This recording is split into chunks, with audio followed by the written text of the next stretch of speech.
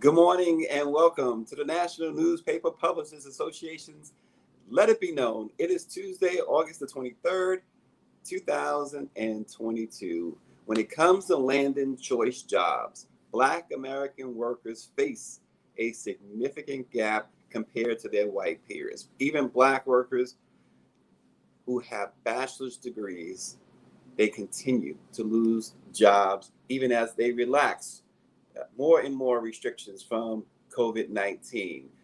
Well, despite the rising costs of inflation and talk of a recession, many companies are returning to the traditional 9-to-5 office environments. But Black professionals say they prefer remote. Well, there's a Black virtual career fair coming up, and it's all about the tech industry. It is scheduled from 9 a.m. to 1 p.m. Pacific time on August the 25th. It's coming right up in just a couple of days, and we're going to talk to the creator, the co-creator of the Black Virtual Career Fair, Lakeisha Poole. But first, a couple of headlines to start your day.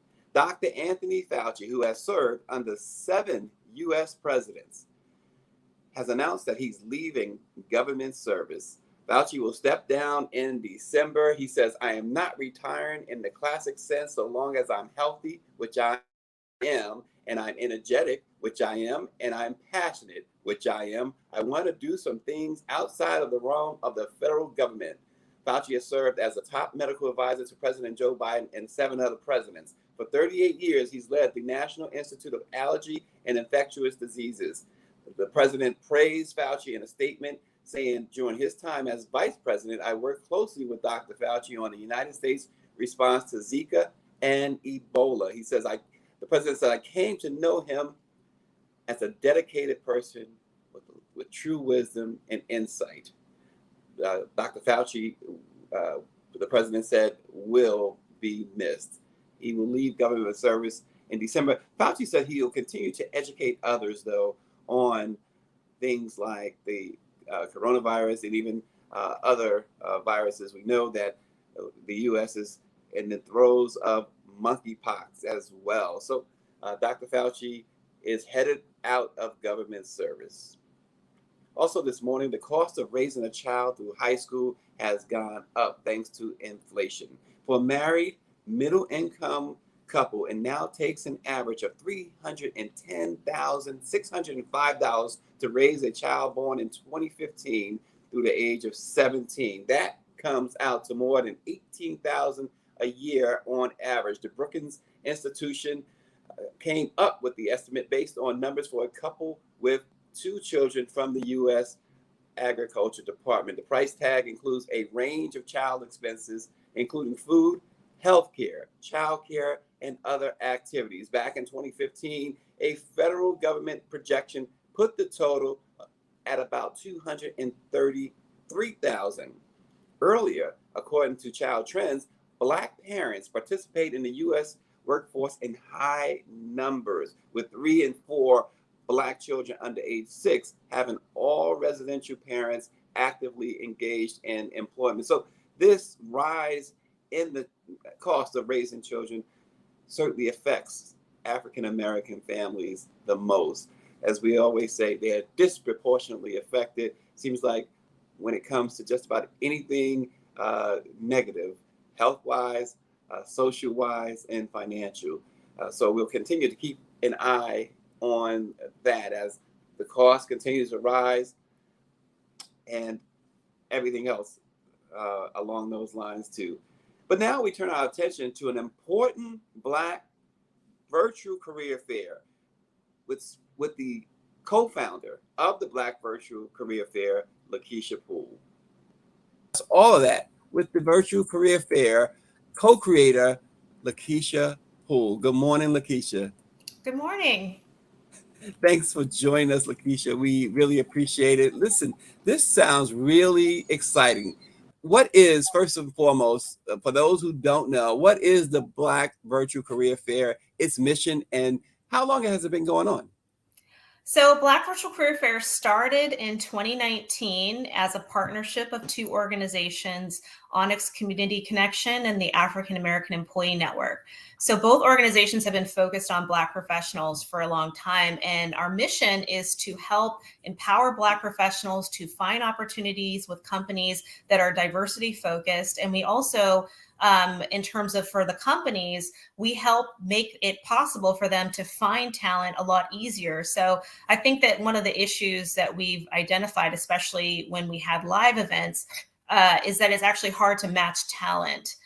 When you do live events, it's a lot easier to do so when you can do targeted outreach, and you can also be very intentional about how you source and look for talent. So I think that that's one of the keys for finding Black talent, is to be very intentional about looking for Black talent, and then also making a point of showing up for these events. And the event itself is an opportunity to do that initial conversation, that matchmaking. So every person who participates will have the opportunity to engage with hiring managers and recruiters of companies, and they can, basically do a 15-minute interview. They can leave their resume, they can apply, and they can just get some good information about the organization. So, it's free to participate, and it's really just a benefit for anyone who's participating to learn about new opportunities. So it is quite different from other virtual career fairs. You just listed listed some reasons why, but what really stands out for you and those who've attended this fair? What has stood out? We're very intentional about, the reason why it's Black Virtual Career Fair is because we do believe in talented, targeted outreach for Black professionals. Like, I think that the intention in terms of finding talent has to be there if you really want to find people. And you have to know that, you've got to look in a different way. You've got to look at Black organizations, and you have to look in different areas. And so I think that the big benefit that participants get is that the companies that do participate are looking for talent, and it is a good opportunity, if not to find that opportunity right now, but to build your network. I think that social capital is really, really important. It's becoming more important now in this remote environment where you need to have these connections to find your next opportunity, and you don't want to wait until you're unemployed or you're laid off to think about the opportunities that you have as a possibility. So I think that what makes us unique is, one, the fact that we are targeting Black professionals intentionally, thus the name. Another distinction is that we do have a lot of opportunities that are for the mid to senior level talent. So that's kind of different from a lot of organizations that focus on like the more junior thing. Not that we don't have entry level positions, but I think that that's another thing. And we also have a real focus on passive candidates as well. So our intention with that is because we want to increase this economic mobility within our community. And that comes from having these networks. If you get into a company's applicant tracking system, you have more of an opportunity to be reached out if there are opportunities. And that's a really important component to just being able to navigate in this time we're living in. Yeah. And what's been the success rate of the career fair in the past, and what are you guys anticipating this year? So we've had a lot of hires. So we track our hires based on like the amounts of gift certificates. So we offer candidates, if you get a job, we offer a gift certificate to anyone who hires if they give us the information. And so thus far we've had, we've had 2 fairs. We have our next fair next week, and I've given out 15 gift certificates this year, just so you have an idea of like what the numbers are. Which there's thousands of people participate, but in terms of that, getting that many hires is pretty remarkable. I mean, a lot of companies, they go to, a lot of people associate virtual or any kind of career fair where it's like, oh, you just give your resume and you never know if you're going to hear from them. So the fact that we have that many hires does speak to the seriousness of the companies in terms of looking and finding talent. And then we also have a lot of repeat companies. So we've had companies that have partnered with us for years at this point, and they continue to return to us because of the quality of our candidate database. Yeah, and we keep seeing research and studies and stats that show that African Americans now African American workers really prefer remote or some sort of hybrid situation. How is it being addressed here at the Black Career Fair, the virtual career fair? So yeah, that was actually the main reason why we have this current fair, which is going to be on August 25th, targeting remote work specifically. So with respect to that, I know that there is a pull across all ethnicities for remote work for certain types of knowledge workers. So knowledge workers are, it includes tech, but it could be marketing or, accounting, any kind of knowledge worker. But I think within our community, I think it's a big deal because we often have a lot of other obligations that require us to need to have time that's more flexible. So whether that's a hybrid model or remote model, we have an emphasis in this fair. So what we do with respect to that is we have a list of all of the opportunities, and it identifies if they're remote or not within our job board. So you can see and you can search, and so that gives an opportunity for anyone who is looking for remote work to consider those opportunities. Yeah, we know too, with the pandemic, as we mentioned earlier, rise in inflation, it's really hit particularly hard in the Black community. Seeing something like this put together has to really invigorate some. When you talk to the companies that are involved in the fair and others, perhaps you've approached other companies, what's been the feedback on this double whammy of the pandemic and inflation, how it has really impacted really jobs with family sustaining wages? What I've heard from companies, I mean, right now it's a very turbulent right now in terms of hiring because, if there's going to be a recession and all of that information is something that is getting factored into participation just in terms of how many openings they have. But I think that the companies that are hiring and that see, long-term strategies, this is actually a great time to find diverse talent. And I think that a lot of what's happened in, even with COVID has made it actually a lot easier to find talent, that diverse talent, because if you're less dependent on location, you can do targeting towards areas where there's more Black people. So, that was a very typical problem in tech was, if everyone expects that you live in the Bay Area or, New York, how do you reach the South? I mean, there's a lot of Black talent that's in the South. So I think that that's actually removing barriers. And then as people are looking for opportunities that might not make as much money, but have better benefits in terms of like the flexibility in remote work and the opportunities at maybe smaller organizations, that's another thing that people are factoring in to what they are choosing to do. So I think it's a great time to get great quality talent, if you're looking for hires. And fortunately, there are companies that are still hiring. Yeah, and along with that, Lakeisha, we know that Black professionals are often overlooked. They're overlooked more than others, and it can't be because of qualifications, right? What have you found as the primary reason for this? And in addition to the career fair, are Black professionals seeing any progress?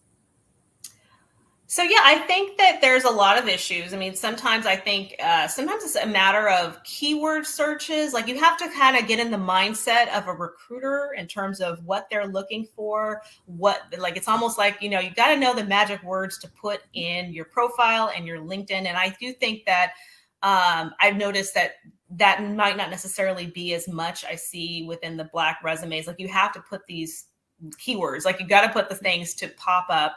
And I also think that, again, it's about social capital as well, because a lot of hires happen through friend referrals, which, again, you can make friends at Virtual Career Fair, and they would be happy to get a referral incentive for getting you on board. So make some friends, make some contacts, build those opportunities. And that's another way to get an opportunity to work at an organization. So between I think just making a better profile and having more access to social capital, where and then obviously there's companies that will create positions for people, so that's another thing. Yeah. So those are things that you can do to improve your odds. Yeah, and there's also been, Lakeisha, obstacles like high gas prices, obstacles like rising cost of a loaf of bread. Right. Costs are up, and so when earlier you mentioned some having better health benefits, and as a trade-off, I imagine for higher wages, right? But Right. many can't afford lower wages, right? True. And I so don't what's the disagree. yeah? So Right. what's the message? What distinguishes the companies who are included in the job fair from other companies who are not offering either or the wages that folks need today, or the health benefits? What distinguishes these companies? Well, they're different companies with different offers in terms of what they offer in terms of wages and benefits. I was just giving an example more generally, not specific to the organization. So, it's not about what I mean, to me it's about giving people choices to make decisions based on what makes sense for them practically. So, what's important in terms of what we provide is just the platform for these initial conversations, but ultimately the decision about what you want to prioritize. I mean, there's times when you want to prioritize making as much money as possible, Right. and it's not as important to have a remote flexible work. Sometimes people really care about work culture, like, hey, I want to work someplace where I would actually be happy being here for 10 years, and that's more important in the long run. So people have to make those independent judgments on what's their priority, and that's what we try to empower people to be able to do more easily through our platform. Yeah, and you mentioned about the using your social capital, so opportunities are there though, right? Yes, definitely. And Definitely. and what about Lakeisha? Leveling the playing field is so important for Black professionals, for all workers in general. But are we seeing some movement, some strong movement toward the playing field being level for Black professionals? We know what you're doing really helps that.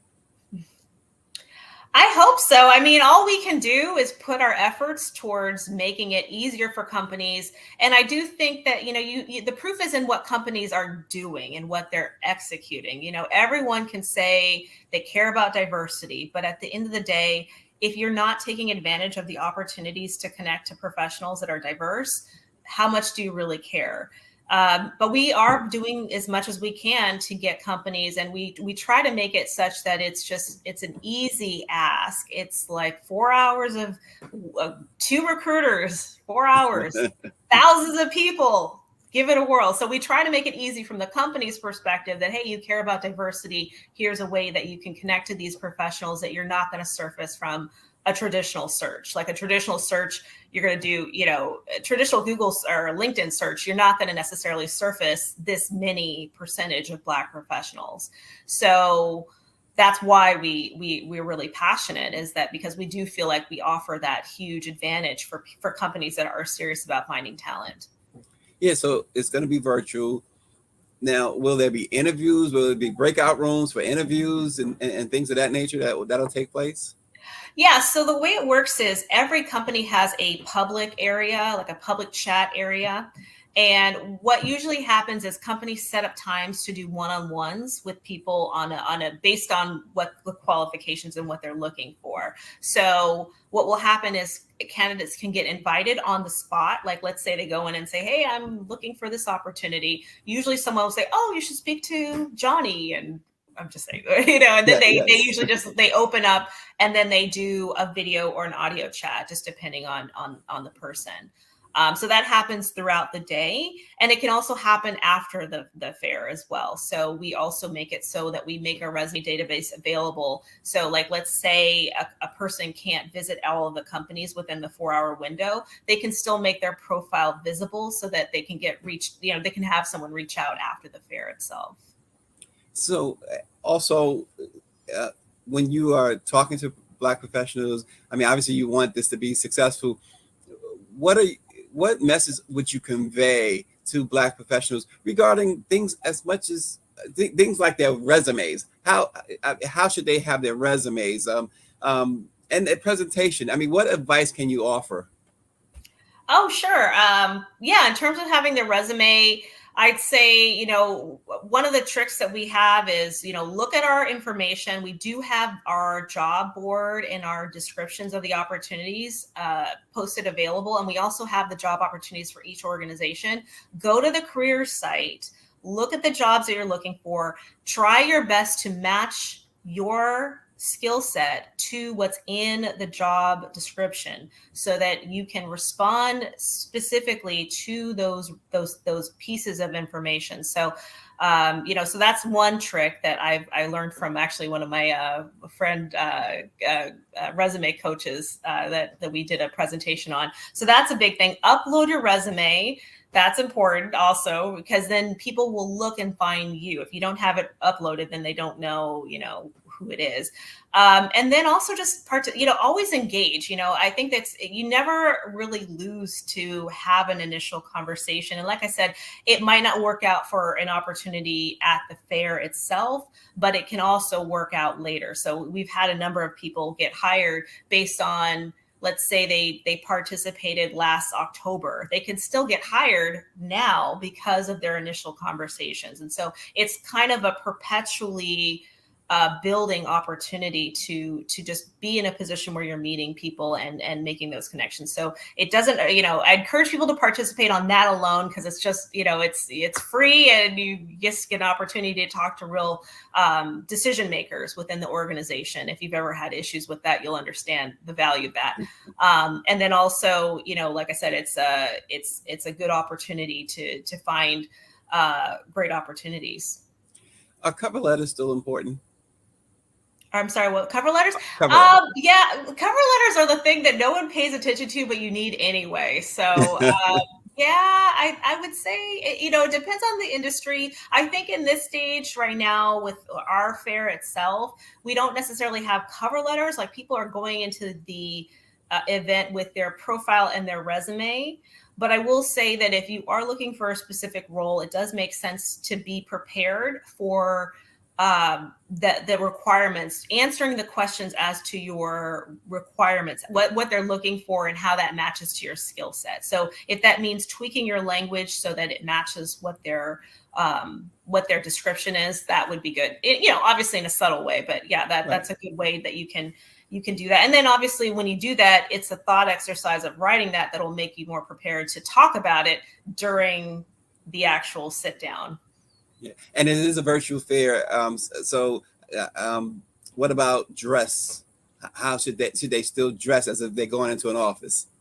Yeah, so we do encourage that people dress business casual. I think that's fine. And then we encourage people to find a space that's relatively clear and with the good lighting if they're going to do video chats. Now, there is an option just to do audio or to communicate exclusively by text if that's more in the space, like if you're working or something like that as well. But if you are doing a video chat, it is a good idea to have professional attire. Yeah, absolutely. And Lakeisha, finally, where give information if you can, when we set the date, but could you repeat that and how folks can sign up for this Black Virtual Career Fair? Yes, thank you. So to participate, you just go to virtual.blackvcf.com. That is our page for registering for the fair itself, which is going to be on Thursday, August 25th from 9 to 1 p.m. Pacific Standard Time. And then as you register, we will send out information relating to the jobs and the opportunities. So be on the lookout for that by email. The Black Virtual Career Fair. The co-creator, Lakeisha Poole, thanks for joining Let It Be Known. We really appreciate it. Thank you for having me.